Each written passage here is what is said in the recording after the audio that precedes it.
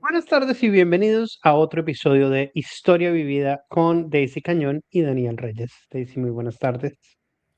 Hola Daniel, buenas tardes, buenas noches, buenos días para quienes nos ven en diferido. Sí, hoy tenemos un modo diferente. Eh, Tuvimos la oportunidad de entrevistar a Leonardo Huerta, que es el candidato a vicepresidente o es la fórmula vicepresidencial de Claudia López en su candidatura a la presidencia, pero la grabamos esta mañana. Entonces, el episodio de hoy va a ser diferido esa entrevista, La parte. pero antes de darle paso a la entrevista, pues Daisy, cuéntanos un poquito quién es Bueno, el doctor Huerta. sí, Leonardo Huerta Gutiérrez es el candidato, como dijo Daniel, a la vicepresidencia de la candidata Claudia López. Él es abogado de la Universidad Libre y licenciado en Filosofía de la Universidad Tecnológica de Pereira. Tiene 5 especializaciones en Derecho Probatorio, en Derechos Humanos y Derecho Internacional Humanitario y Derecho Administrativo de la Universidad Libre y Derecho Constitucional. Tiene una amplia hoja de vida en el mundo académico. Es profesor universitario. También tiene hizo un curso de coaching y liderazgo empresarial de la UNIT de España y cuenta con 2 maestrías en Derecho Administrativo de la Universidad Complutense de Madrid y en Ciencias Políticas y Gestión Pública de la Universidad Rey Juan Carlos de España. Es candidato a doctor en Derecho en la Universidad Santo Tomás. Es autor de varios libros y artículos científicos en Derecho. A mí me ha sorprendido mucho la posición de algunos colegas, sobre todo en radio, que lo han tratado de demeritar, incluso anoche en un programa de radio, le preguntaron qué hacía él, eso me contó ahí, que él no tenía nada que hacer ahí porque no representa nada. Yo creo que hay que tener respeto por todas las personas y una persona con una hoja de vida tan impresionante como la del doctor Huerta, pues vale la pena considerarlo. Él fue además la persona que se encargó en la Defensoría del Pueblo del tema de la salud y es un experto en ese tema de una manera impresionante. Entonces, pues esa es la hoja de vida de, de Leonardo Huerta Gutiérrez. Sí, además, también vale la pena recordarle a quienes critican que la democracia es precisamente eso. Es que cualquier persona, independientemente de sus títulos, cartones, estudios y experiencia, tiene la oportunidad de ser candidato. La semana pasada hablábamos de algunos candidatos, no me refiero al caso de Roy Barreras, Liscano Liscano, Murillo, sino hablábamos de eh, Macaulay, de apellido Macaulay, se me olvida el nombre. McCollin, sí, la Sondra, señora de otra, Sondra Sondra. Macaulay, Sí, Sondra Macaulay. Ella es una ciudadana que no tiene los títulos, el pedigrí ni las afiliaciones políticas que tienen otros candidatos, pero tiene el mismo derecho a ser candidata. Eso sí, no la demerita, no le quita, todo lo contrario. Es una persona que está ejerciendo un derecho, el derecho a acceder al gobierno, pero también que está poniendo de alguna manera en juego un montón de cosas para servirle al país, más allá de lo que uno piense o no piense de los candidatos, son personas que lo que buscan es servirle a Colombia. Entonces, en esa medida, sí, todos ellos merecen son respeto. Claudia López, sí. Claudia López y Leonardo Huerta pertenecen al movimiento Imparables. Y me parece que vale la pena aclarar todo eso que dice Daniel. Y adicionalmente yo he oído a algunos colegas decir que es un don nadie, que es un aparecido, que es un comodín de Claudia López. Qué falta de respeto. Yo creo que aquí nos estamos equivocando. Además, el periodista no tiene por qué tomar partido. Nosotros somos informadores. Los editorialistas que digan lo que quieran. Bueno, esa es mi posición y Sí, la de Daniel afortunadamente la comparte. sí, es eso. La semana pasada dijimos que esta semana íbamos a ver las propuestas de Claudia López y de Sergio Fajardo, pero obviamente, como tuvimos la oportunidad de entrevistar a a la fórmula vicepresidencial de la candidata, eh, no vamos a tener el tiempo de cubrir la propuesta de Sergio Fajardo. En la entrevista, Daisy lo menciona, pero pues como se podrán imaginar, no fue posible. Estamos mirando si hacemos un programa adicional esta semana o si grabamos otro y tenemos la oportunidad de hablar sobre el programa de Sergio Fajardo. Si no, pues buscaremos el espacio para darle la atención correspondiente, porque de nuevo, nuestro interés con esta serie de videos es informar al electorado para que cuando vaya a las urnas sepa realmente qué es lo que proponen los candidatos y no simplemente vote porque mi papá me dijo que eso era lo que había que hacer, ¿no? Que hay que votar por este porque es de este partido o porque es el candidato de fulano o está en contra de sultano, ¿no? Saber por qué. Entonces, sin más, aquí está la entrevista y nos vemos en un ratico.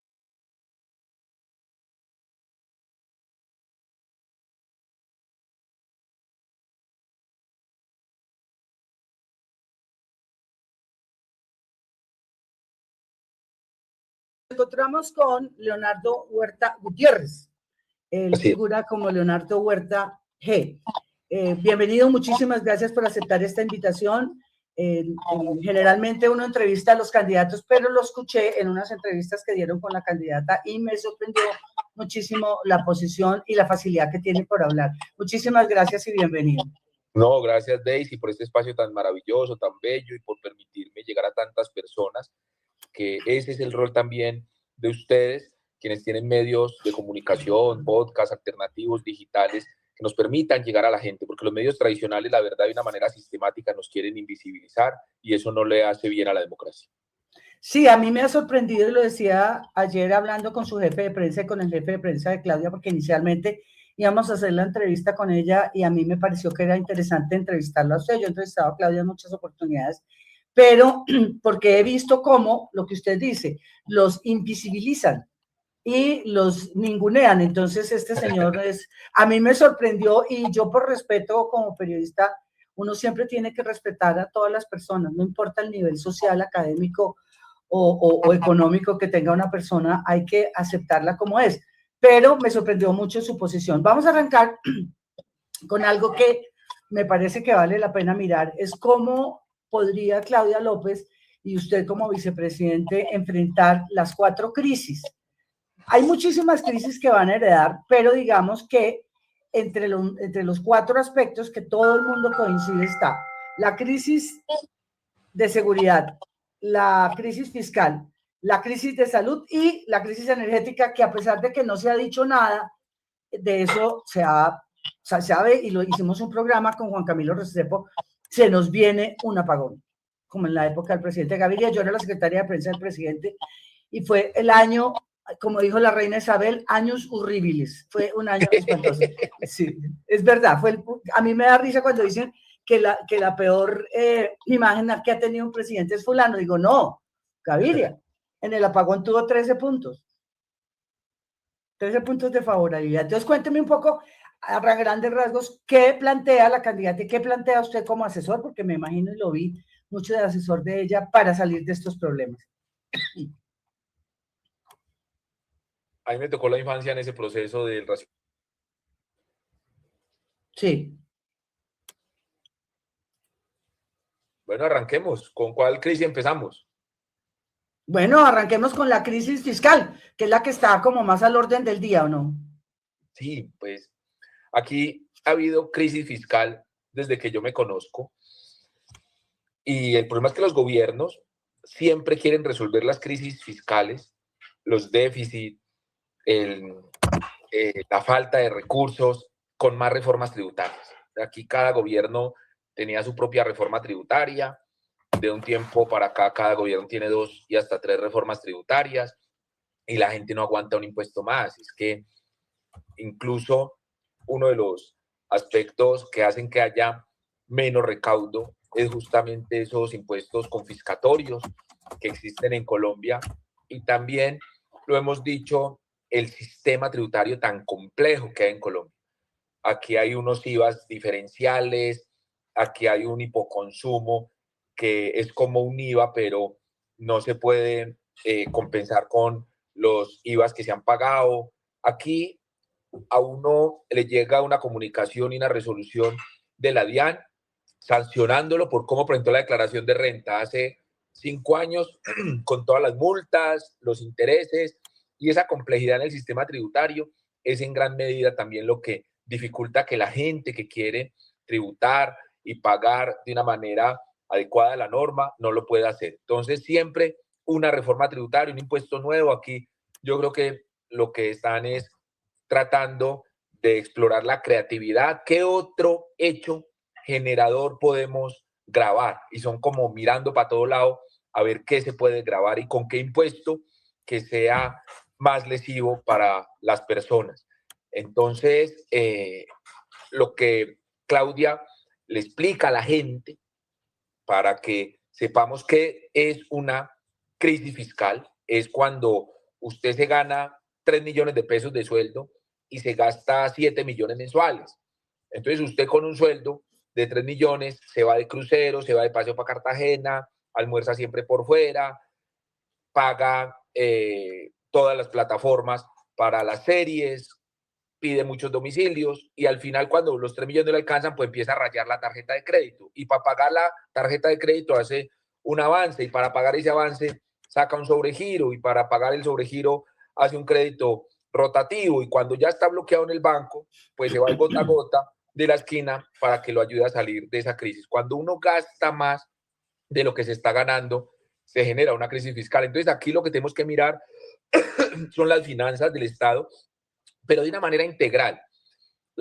Uno de los grandes problemas y por los que yo me metí en política, a recoger firmas y después a aspirar a la presidencia y hoy soy candidato a la vicepresidencia, es porque en Colombia la clase política y los gobiernos se han ocupado más en buscar culpables que en buscar soluciones. Entonces aquí se señalan unos a otros y el problema fiscal es de los subsidios al combustible del gobierno pasado y el problema fiscal es de este gobierno que tiene muchos contratos de prestación de servicios, pero no hacen un estudio científico, hablo de científico, es teórico de las finanzas públicas. Yo he sido docente de finanzas públicas, entre muchas otras cosas, y lo más básico del presupuesto es mirar que el presupuesto es muy fácil de entender, es cuánta plata me entra y cuánta plata me sale. Si a mí me entran 3 millones del sueldo, pero además 300.000 pesos que tengo alquilados los bajos, y fuera de eso me entra de un emprendimiento que tengo y vendo pijamas otros 700.000 pesos, pues yo ya sé que tengo 4 millones de pesos del ingreso.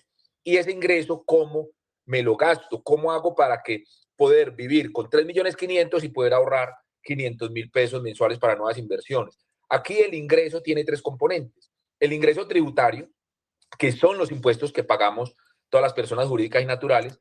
Hay otro ingreso que es el ingreso no tributario, por ejemplo, las utilidades de las empresas industriales y comerciales del Estado. Ecopetrol, como la principal empresa del país, ha disminuido drásticamente sus ingresos y esos son ingresos no tributarios.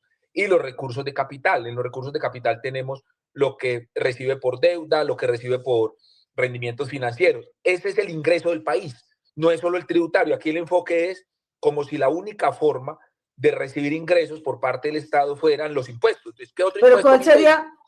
cuál sería la solución? Porque generalmente, y lo dijo Petro, no, sobre piedra lo escribo, no va a haber reforma tributaria, se le acaba de caer la última que trató de imponer. ¿Cuál sería la solución? Porque es que ya el propio gobierno dijo, gastamos más de lo que recaudamos, es exactamente claro. Entonces, el ingreso, tenemos que fortalecer el ingreso no tributario, por un lado.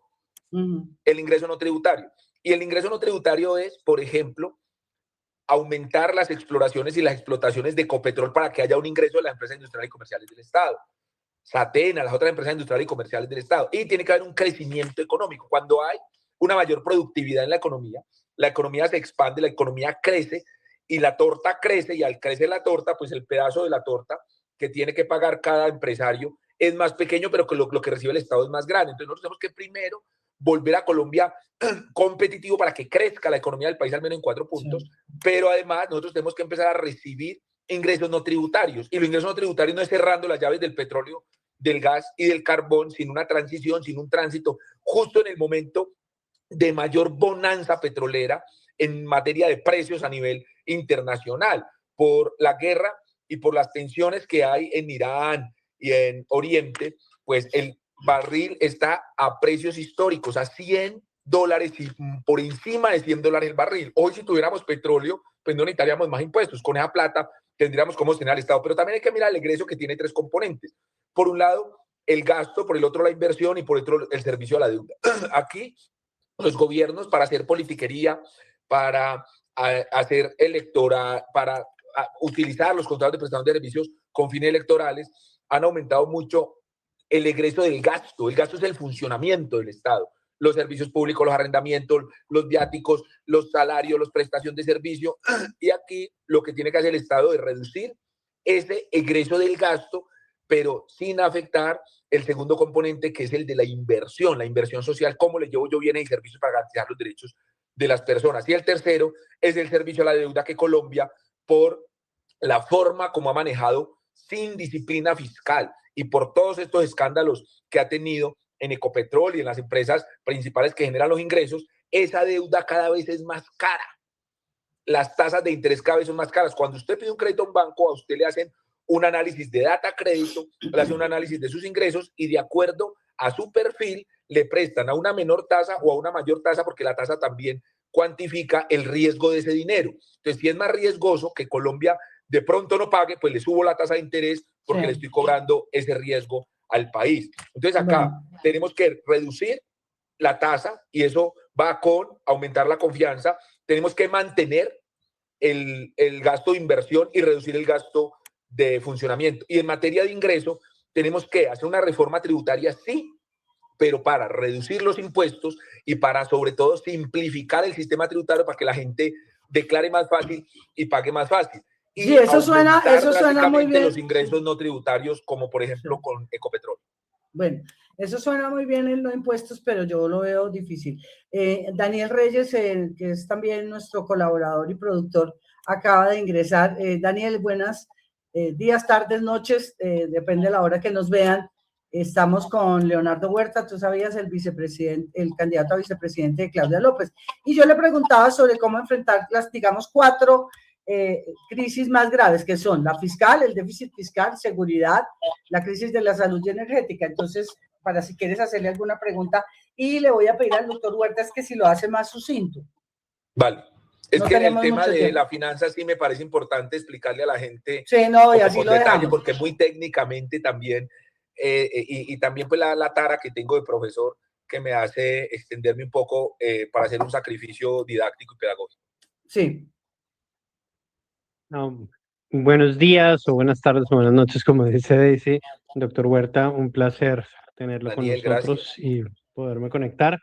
No, estaba escuchando un poco, pero quisiera como dejar que siguiera un poco la conversación, porque aterricé como a la mitad del punto de las finanzas y yo pues un poco lo que decía hablando de los grandes retos que vienen es todo el tema de pensiones y salud. Esos son como los grandes retos que enfrenta cualquier gobierno que venga. Entonces quisiera como entrar sí, en la salud justamente es otro de las crisis que Daisy me planteó iniciando la charla, la entrevista. Yo fui delegado a nivel nacional para el derecho a la salud de la Defensoría del Pueblo. Yo conocí el sistema de salud de verdad. Otro de los problemas que se genera en Colombia por cuenta de esa ideologización de todo es la crisis que vimos en la actualidad en salud. Si hay una reforma que presenta el gobierno como punto de honor, como punto ético de la oposición, se le atraviesa con toda.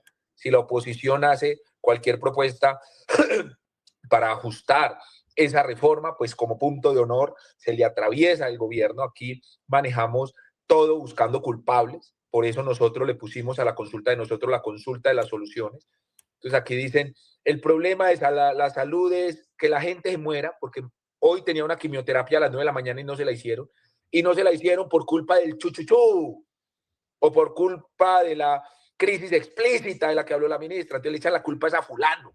Pues la señora que está esperando su quimioterapia, perdónenme, pero le importa un bledo de quién es culpa, si esto es culpa del gobierno actual, del gobierno anterior. Entonces sacan, es que el gobierno anterior liquidó más EPS que el actual. Entonces sacan a Santos con la crisis, sacan a Pastrana y se van hasta la época de la Ley 100, de la colonia y de la conquista. Pues acá el problema de la salud es sistemático.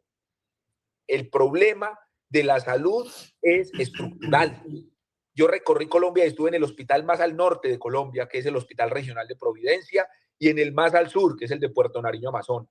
Estuve en el Hospital Renacer y lo resucitamos de un comodato que le había hecho el gobierno a una EPS Cosalud y que lo tenían cooptado con una integración vertical permitida y generada por el mismo gobierno. Y recuperamos ese hospital que se llamaba el Patarroyo y lo convertimos en el Hospital Renacer para que el departamento volviera, que es la prestación del servicio. Me recorrí los grandes hospitales y los pequeños. Y hablé en ese recorrido con los personeros municipales, con las ligas de usuarios, con las asociaciones de pacientes, con los talento humano, con los gerentes regionales de las EPS, con los alcaldes, los secretarios de salud, con las farmacias. Fui a las farmacias y verifiqué por qué no entregaban los medicamentos completos. Hablé con los laboratorios y con las universidades. Y aquí la salud no es culpa de alguien.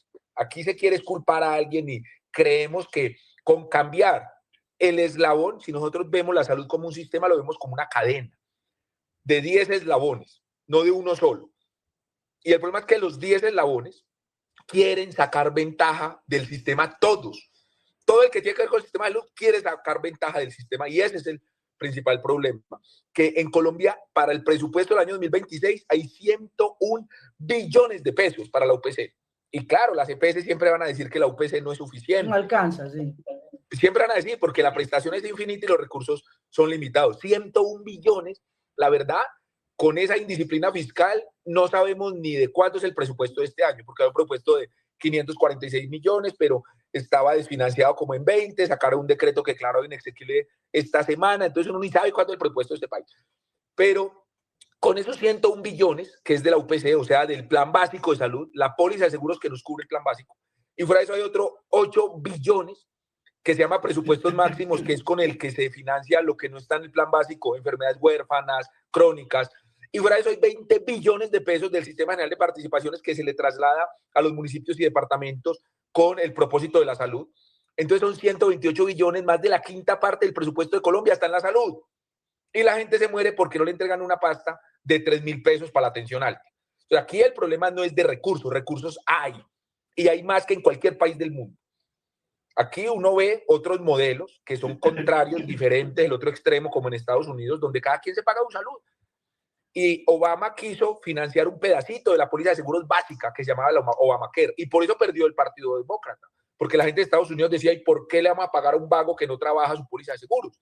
Eso es un modelo individualista. El modelo de nosotros es un modelo más social, donde el Estado tiene asegurado a la totalidad de los residentes en el territorio de la República. Todos estamos asegurados, incluso el que no está afiliado a una EPS, si llega a un hospital, en la propia urgencia lo afilian. Entonces tenemos una cobertura total del sistema de aseguramiento. Estamos todos asegurados porque nosotros tenemos un modelo de aseguramiento. Aquí generamos unas discusiones sobre la reforma sin siquiera tener en cuenta la discusión sobre el modelo que queremos de salud, si queremos un modelo de aseguramiento o si queremos un modelo de atención primaria y básica. Aquí la gente no sabe en qué consiste cada uno de los modelos, pero se opone al uno o al otro sin criterio de ningún tipo. Sí, entonces, le quería hacer una interpelación. En el caso de cómo está la situación de la salud, que definitivamente hizo crisis, y yo entiendo que sí, muchas EPS abusaron y EPS se enriquecieron, pero ¿qué hay que hacer? ¿Hay que recomponer el sistema o inventarse un sistema nuevo o un sistema nuevo? No, el sistema de aseguramiento puede mantenerse, pero hay que hacer una reforma profunda porque aquí creemos también que si usted vivía con su marido, que la ponía a vivir maluco, que le daba una pela semanal, que llegaba borracho y terminó con él, se divorció y se fue a vivir con otro compañero que le dio una mejor vida al principio y entonces después la empezó a tratar mal también. Entonces aquí solo hay dos opciones, o quedarse con el marido que tiene ahora y que no la pone a vivir bueno, o irse para donde el anterior que la ponía a vivir igual o peor. Ese no puede ser el mundo y la lógica de Colombia. O sea, o nos quedamos con el modelo actual o volvemos al del seguro social. Eso no es. Aquí tenemos que ir nosotros aprendiendo de los procesos y evolucionando. Hoy tenemos un sistema que tiene una cobertura del 100% en aseguramiento. Todos tenemos póliza de seguro y el Estado, a través de la ADRE, a cada uno de los aseguradores, a mi Sanitas, a Ustesura, al otro la nueva EPS, el Estado le paga como prima de aseguramiento al año más o menos 1.600.000, y digo más o menos porque depende del rango de edad. Puede ir entre 800.000 y 1.900.000, pero el promedio es 1.600.000, es lo que llama la UPC. La UPC es lo que el Estado le paga a el asegurador por cada uno de nosotros para cubrir unas contingencias que son el plan básico de salud. Hay unos medicamentos, unos tratamientos que están incluidos en esa póliza de cada uno de nosotros. Y lo que no le cubra, entonces el Estado lo va a cubrir con otro presupuesto, con otro rubro que se llama presupuestos máximos. Entonces, este modelo de aseguramiento fue bueno, es bueno, en comparación al del Seguro Social, donde solamente tenían póliza de seguro los servidores públicos y el resto iban a un modelo que llamaba de beneficencia o que iban a los hospitales por caridad. Hoy todos tenemos una póliza de seguro y eso permite que haya unos sistemas de información, que sepan qué enfermedades tiene usted, cuándo la atendieron, qué medicamentos crónicos toma. Hoy hay una información maravillosa que le permite a este modelo de aseguramiento avanzar hacia el siguiente paso, que debería ser un sistema que garantice cobertura en prestación universal. Hoy tenemos póliza de seguro para un campesino indígena, de Guainía, allá en Barrancominas, pero él no tiene acceso a los servicios de salud, no tiene medicamentos, no tiene cirugías, pero está asegurado. Entonces, ahora lo que tenemos que es dar el siguiente paso. Pero el problema es que con este modelo de aseguramiento, cuando hizo crisis, todo el mundo quiso tomar ventaja de ese sistema de salud. Entonces, los pacientes también. Daisy, cuando el abuelo de un abuelo de una familia tiene un condensador de oxígeno, porque es oxígeno dependiente, y el abuelo se muere, ¿de quién es el condensador de oxígeno? Del sistema. Del sistema. ¿Y qué hace la familia con el condensador de oxígeno? Se lo queda. O lo vende, dice, no, esa es la herencia. Entonces, mire que no solo la EPS, que lo ha hecho de una manera descarada, abusiva y criminal, toma partido y toma ventaja del sistema. Todos quieren tomar ventaja del sistema. Entonces yo soy un educador. Yo fui secretario de Educación de Pereira con grandes resultados, pero además he sido docente universitario desde que tengo 22 años, desde que me conozco. Mira, la educación es lo primero. La semana pasada nos acaban de mostrar que los médicos en la Universidad de Antioquia que fueron a presentar el examen para residencia, o sea, para especialidades, hicieron trampa, usaron gafas de meta, usaron audífonos para tomar ventaja en ese examen y poder entrar a una residencia. Yo no voy a justificar un fraude como el que ellos quisieron hacer, pero eso es el resultado, ese es el diagnóstico de algo. En la Universidad Nacional de Colombia, en Bogotá, se abren para psiquiatría, que es una especialidad médica, 4 cupos al año. En la Universidad del Valle se abre en la Facultad de Medicina para nefrología, que es el especialista de los riñones, 1 cupo al año. En 50 años de esa escuela han graduado 50 nefrólogos. Para que los hijos de nosotros entren a estudiar medicina, o tienen que traerse un ICFES traído de Artemis 2, o tienen que tener 70 millones para pagar un semestre de medicina. Entonces, si los cupos en las universidades son tan limitados, si el acceso a la formación en carreras médicas, en carreras de la salud es tan limitado, pues no vamos a tener la posibilidad en ningún momento de tener un cardiólogo en el Pacífico colombiano, y no vamos a poder tener un psiquiatra en la Amazonía o en la Orinoquía, no vamos a tener talento humano suficiente. Entonces, el primer eslabón que yo pongo en la cadena de 10, que le voy a hablar muy sucintamente de cada uno de ellos, pero si usted no aprieta las tuercas y si usted no coge a las universidades para que garanticen mayor acceso en carreras de medicina y sobre todo en especialidades o especialidades, el sistema tampoco va a funcionar. Voy a coger el segundo eslabón. Que yo le iba a decir porque es un sistema de varios piñones, y si usted cambia solo el de la EPS, cambia el eslabón de la EPS que está podrido, oxidado, pero los otros siguen oxidados y jala la cadena, se va a romper por el eslabón más débil. Sí, yo quería que obviáramos esos 10 puntos porque se nos acaba el tiempo y continuamos con el tema de pensiones, de que también es un tema crítico. La gente joven piensa que nunca se va a pensionar y cuando llegan a la edad se dan cuenta que no cotizaron como tocaba, que no tienen los suficientes años y que cotizaron mal. Entonces, ¿cuál es la solución que podría, en el caso de llegar a la presidencia, Claudia, usted la vicepresidencia? Sí, pero lo primero, Daisy, es que haya formalidad. Con el 57, con el 60% de informalidad en Colombia, ¿qué pensiones va a haber? Aquí estamos en pensiones como el modelo de salud del Seguro Social. Acá se pensionaba solamente los servidores públicos y hoy en la mayoría del territorio nacional los únicos que tienen empleo formal son los que hacen politiquería o política con un alcalde, un concejal, porque el único proveedor en esos territorios, que en Bogotá no, en Bogotá hay mucho empleo privado, pero en esos territorios, imagínense pues, en un municipio en el Bajo Atrato del Chocó, ¿quién es los ricos de ese pueblo, quiénes son? Son los profesores, son los policías, son los de la Corporación Autónoma Regional, son los de la Gobernación, son los de la Alcaldía, los que tienen empleo formal. Aquí hay una informalidad absurda, y mientras haya informalidad, un señor que vende Bonais o que vende Vive 100 y que se gana 6 o 7 mil pesos diarios, pues aquí no va a haber pensiones. Lo primero es que revisemos un modelo para que permita la formalización. Y lo segundo, pasa lo mismo que en materia tributaria. Perdón, tenemos que permitir... Yo ahí le hago una pregunta, porque entonces ahí nos vamos a una reforma laboral. Y entonces ahí ya nos vamos desviando y terminamos un poco en el eterno problema de, al final del día, tratamos de reformar tanto que no reformamos nada. Es un poco lo que le pasó al gobierno actual, que trató de reformar todo y no reformó nada al final del día porque no se puede. Entonces, si arreglar el sistema de pensiones depende de arreglar el sistema laboral, y arreglar el sistema laboral depende del sistema de salud, y el sistema de salud depende del presupuesto, al final del día, ¿en qué nos vamos a enfocar? Sí, pero no es hacer una reforma laboral. Yo en ningún momento he planteado que para que podamos mejorar el sistema de pensiones haya que hacer una reforma laboral, ni mucho menos. Ahí es que formalizar a la gente, formalizar al señor que vende Bonais, formalizar al señor que tiene su emprendimiento y que no tiene con qué cotizar. Entonces ahí le iba a dar, pues para eso, para esa formalización, sí hay que tomar unas acciones, como por ejemplo volver competitivo al país. Y ahí es donde hablábamos al principio de una reforma tributaria para reducir los impuestos, pero no es solo eso.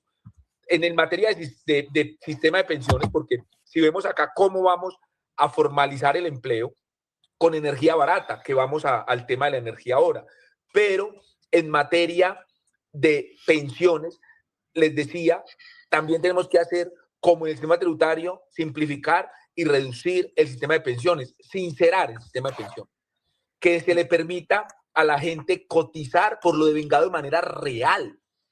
Aquí hay muchas normas y muchas leyes que le permiten que a la señora que viene a ayudarnos a la casa una vez a la semana, a hacer el aseo general y a organizarnos la ropa, le coticemos sobre ese día. Vaya, pues métase a la plataforma, a la persona común y corriente. Usted, Daisy, o usted, Daniel, va, métase a la plataforma de su planilla, de cualquiera de las plataformas, y pague esa pensión a ver si es capaz de pagarla. Mire, a ver, yo soy docente universitario de muchas universidades, me dicen que cotice solo por el módulo que dicté el viernes pasado.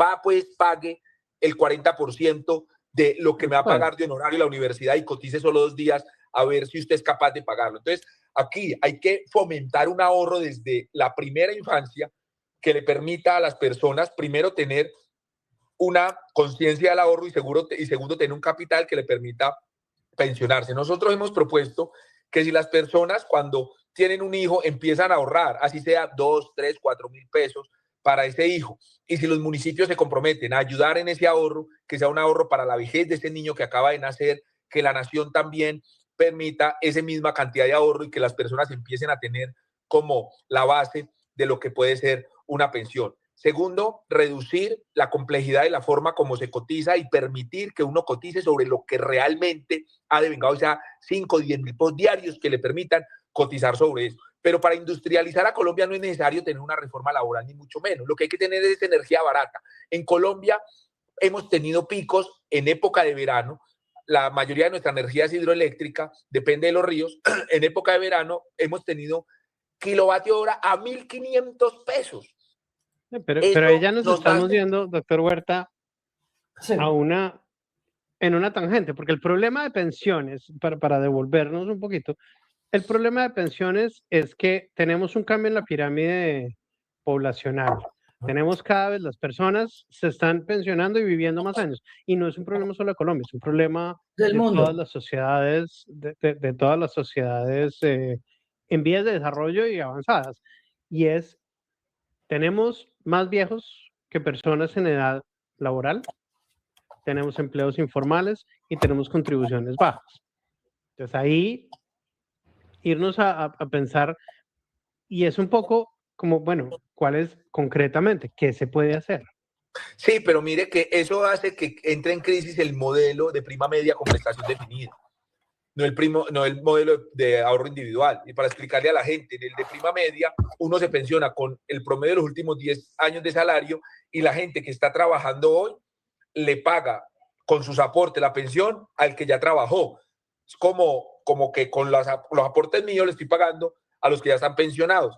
Ahí sí es necesario contar con una pirámide demográfica que me permita mucha gente trabajando, pocos pensionados y con los aportes de esos muchos que trabajan le paguen el aporte a la pensión. Hay otro modelo de pensión que es el de ahorro individual con solidaridad. Y en ese ahorro individual cada quien ahorra para su pensión y con los rendimientos de ese ahorro crece la masa del ahorro y con las inversiones que hacen el fondo que le administra su ahorro, le pagan su pensión cuando usted tenga lo suficiente para que le cubran, de acuerdo pues a un estudio actuarial y a un estudio de cuánto va a vivir usted, le paguen su pensión. Por eso, como la pirámide está invertida, se han privilegiado modelos de ahorro individual por encima de los modelos de prima media con prestación definida. Y por eso lo que nosotros tenemos que empezar a construir, y muy de la mano de la reforma pensional que ya fue aprobada y que ya existe,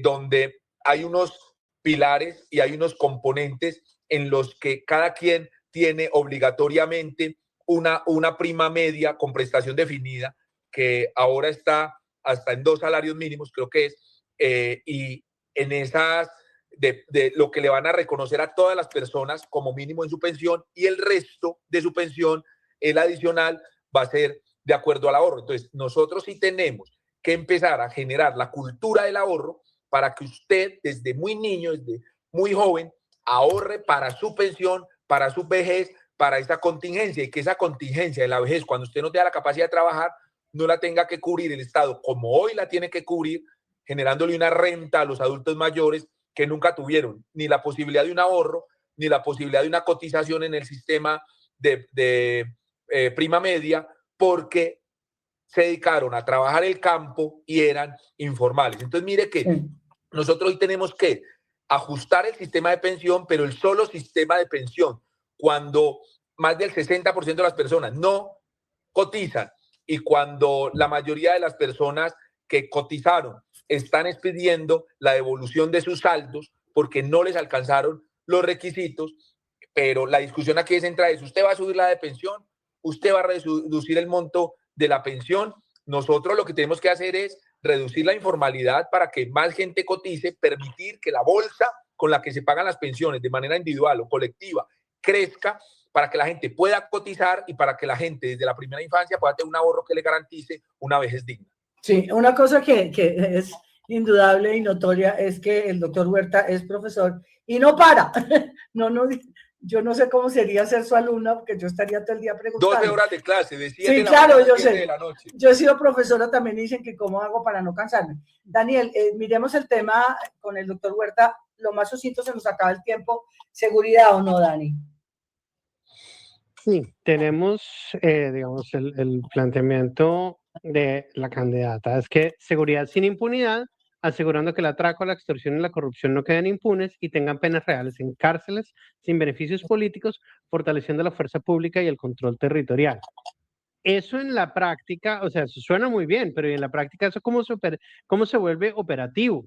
Sí, sería acabar con todos los sistemas, los acuerdos de paz, las negociaciones. Obviamente lo que está pasando en este momento es un desastre, eso de sacar de la cárcel a los zampones, pero es tumbar todo lo que hay. No, mire, aquí de la experiencia y de la anécdota de Claudia López cuando fue alcaldesa de Bogotá, habló con el gobierno nacional y ella financió con recursos del distrito, con los impuestos de los bogotanos, un curso para, no me acuerdo cuántos, un mundo de policías, para que los formaran, los prepararan y los mandaran a Bogotá a ampliar el pie de fuerza. Pagaron el curso, recibieron el curso, se graduaron y nunca los mandaron a Bogotá. Aquí le echan la culpa de las cifras de criminalidad. Estoy hablando ya primero de la seguridad urbana, después vamos, yo soy profesor de DIH, de Derecho Internacional Humanitario, pero primero la ciudad, ¿no?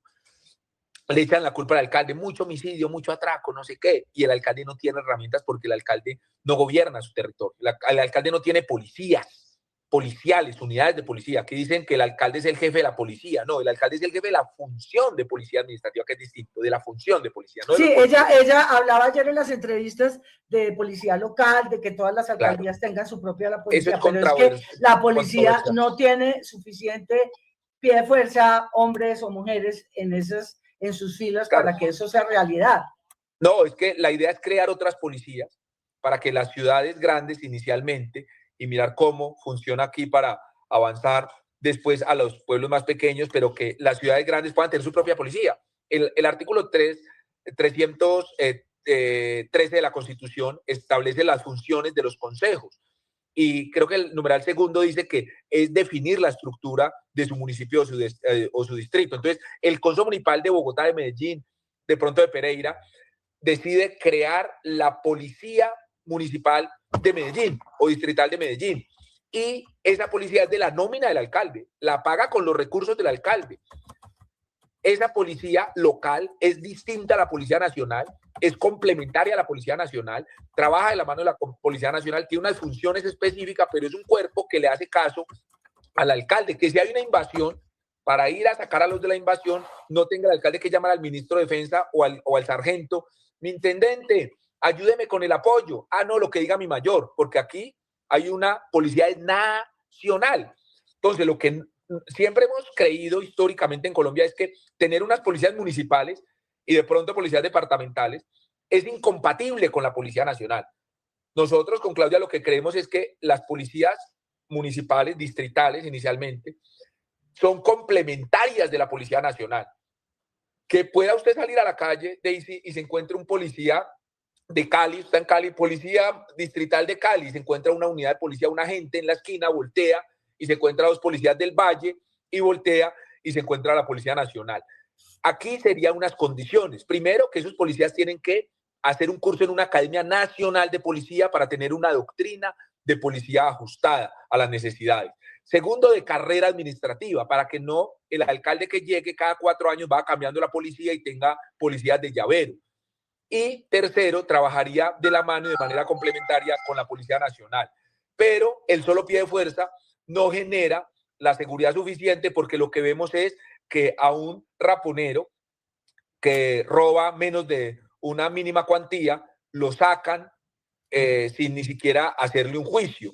Vemos que cuando yo era defensor del pueblo iba mucho a las cárceles y sobre todo a los transitorios y decíamos, ¿quiénes están condenados? Y levanta la mano 5. Y el resto esperando a que se le venzan términos. El delincuente ya sabe que por las falencias en la justicia, porque las audiencias se aplazan a 3, 4 meses, él sabe que espera un añito y sale por vencimiento de términos, así esté en un juicio de 60 años de cárcel por feminicidio. Sabe que va a salir por vencimiento de término, lo que pasó con los ministros últimamente. Entonces, aquí, además de tener el pie de fuerza municipal que permita capturar al delincuente, nada nos ganamos con hacer el esfuerzo si ese delincuente sale por vencimiento de términos o si ese delincuente el día de mañana el presidente lo designa gestor de paz y lo deja que salga a la calle a seguir delinquiendo. Lo que estamos viviendo, sí, lo que estamos viviendo, hacer una fiesta y una rumba que sí, es muy importante.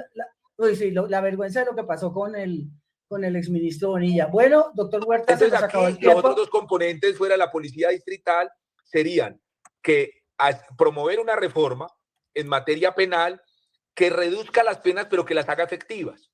Ojo con esto, si usted comete un delito pequeño, en Colombia el Código de Procedimiento Penal dice que todo delito que dé una pena menor a 4 años es excarcelable de manera automática. Nosotros creemos que es más efectivo tener unas penas muy cortas, pero efectivas, incluso de meses. El raponero, 8 meses de cárcel, pero 8 meses físicos, para que en esos 8 meses cumpla los fines de la pena de resocialización, de prevención general y de prevención especial. Y si hay reincidencia, un tratamiento penitenciario distinto, y si hay la comisión de algún delito dentro de la cárcel, pues ahí sí tendría que tener un tratamiento penitenciario con una disciplina muy intensa. Entonces no esas penas tan grandes que terminan siendo mentirosas, 50 años de cárcel con todos los beneficios, con todo lo que pasa, no terminan ni siquiera pagando un día de cárcel. Es mejor penas cortas, efectivas, y que esos crímenes pequeños y con un procedimiento célere, con garantías del debido proceso, pero con un procedimiento que permita que a esas personas se les condene y puedan pagar por los crímenes que cometieron, porque aquí lo que hay es que la gente comete delitos más, raponear es más un deporte que un delito. Sí, bueno, doctor Huerta, llegamos hasta aquí, nos queda pendiente la crisis energética, entonces cuando lleguen a la presidencia... crisis energética... Sí, no, se la dejamos pendiente porque tenemos que, nuestro programa de hoy son los dos candidatos que están abajo, pero que podrían tener opción, que son Claudia López y Sergio Fajardo, y seguimos con él, pero de verdad, muchísimas gracias.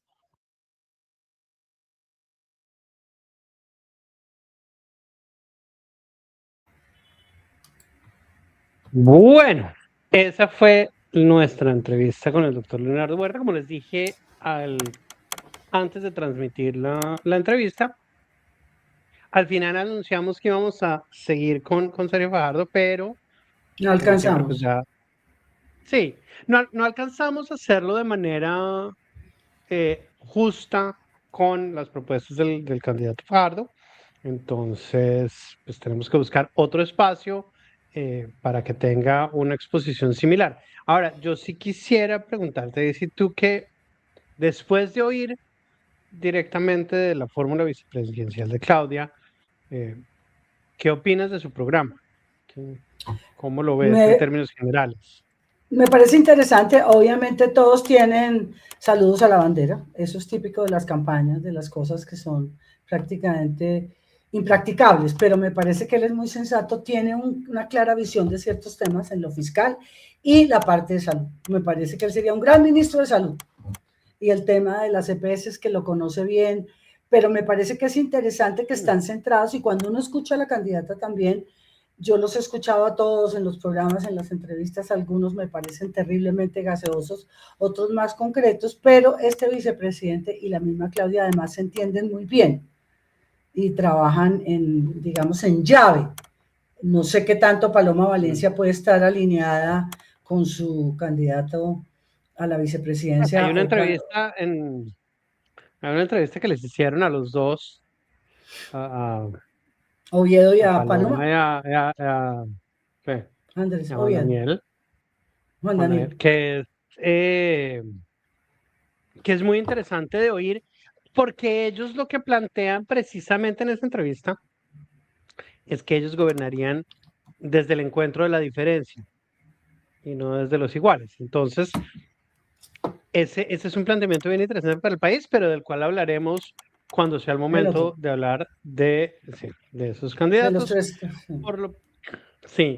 Por lo pronto, a mí me parece que esta candidatura sufre, como se lo dije al doctor Huerta, del mismo mal de la candidatura o del gobierno del presidente Petro, y es que busca unas reformas de fondo demasiado ambiciosas. Yo al final lo oía hablando sobre la policía distrital de Cali, la policía del departamento del Valle y la policía nacional. Eso requiere una reforma constitucional muy profunda porque eso implica una apropiación de unos recursos que los municipios no tienen, que los departamentos no tienen, una y el Estado no reestructuración de un tiene. montón de... Sí, es decir... Pero mira, Dani, un paréntesis, el Estado es que... los tendría, el Estado Sí, los podría tener. él mismo se lo pregunta, se lo plantea, pero responde cuando dice, hicimos un curso, no sé qué, y nunca mandaron a los policías. No hay presupuesto en los municipios, no hay presupuesto ni siquiera para avión, hotel y viáticos. Entonces, si no hay plata ni siquiera para traerlos a la capital a conocer el sistema. Lo que él decía, no, es al contrario, que el distrito pagó el curso, los oficiales fueron al curso y después a sus policías. Claro, pero no había plata para mandarlos a Bogotá, nunca vinieron. No, es al contrario. Sí. Es al contrario. Bogotá pagó el curso, había los recursos, los oficiales de policía hicieron el curso, pero la Policía Nacional no los mandó a Bogotá, sino que los mandó a otros municipios. Ese fue el problema. Sí, y entendí. Eso es lo que ellos dicen. Sí, que porque deberían haber venido a Bogotá. Claro, porque el curso lo pagó Bogotá. Pero estuvo, a mí me parece que fue interesante. Es interesante, tienen unos planteamientos interesantes en el tema de salud, en el tema de pensiones, pero no los veo tan como fáciles de llevar a la práctica, por así decirlo. Sí. Volverlos operativos. También tiene que ver, Pero bueno. sí, también tiene que ver que no se sienten seguros, ¿no? Ellos están hasta el 31 de mayo, más o menos. Entonces, bueno, pero me pareció interesante. Le agradezco muchísimo a la campaña que le haya abierto un espacio al candidato a la vicepresidencia. Nos vemos la próxima semana. Que tengan todos una feliz tarde o feliz noche y nos vemos la próxima semana. Chao, chao. Adiós.